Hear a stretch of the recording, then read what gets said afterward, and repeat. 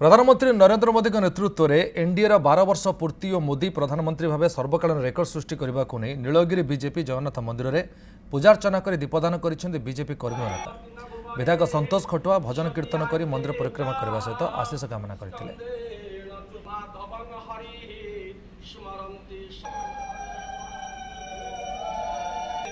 से जश कीर्ति ख्यातिर अधिकारी हूँ भारत वर्षर छवि सारा विश्व में आहरी प्रतिष्ठित हो आहरी चमकू एवं देशवासी एक प्रकार भाव में सेवा पातु शांति रुहतु सुख रुहतु प्रभु जगन्नाथ पाखे आम लंबी आयु आर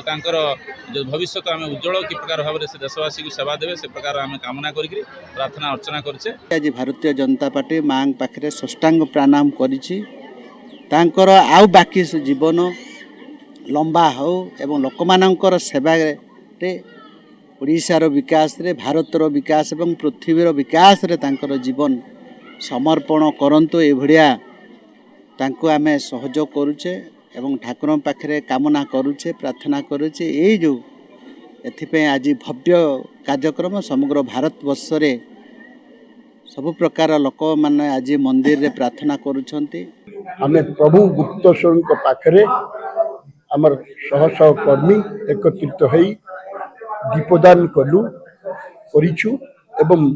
तांकर दीर्घायु कामना करी ए दीपदान करा। आज हमर माननीय यशस्वी प्रधानमंत्री नरेंद्र मोदी जी प्रधानमंत्री भाव में सबुठारु अधिक दिन धरी कार्य करबा रेकर्ड सृष्टि करछंती। आज एही परिप्रेक्षी रे एवं दीर्घ 12 वर्ष धरी जो भारत वर्ष को सुशासन देइछंती यही परिप्रेक्षी में भारतीय जनता पार्टी पारादीप नगर तरफ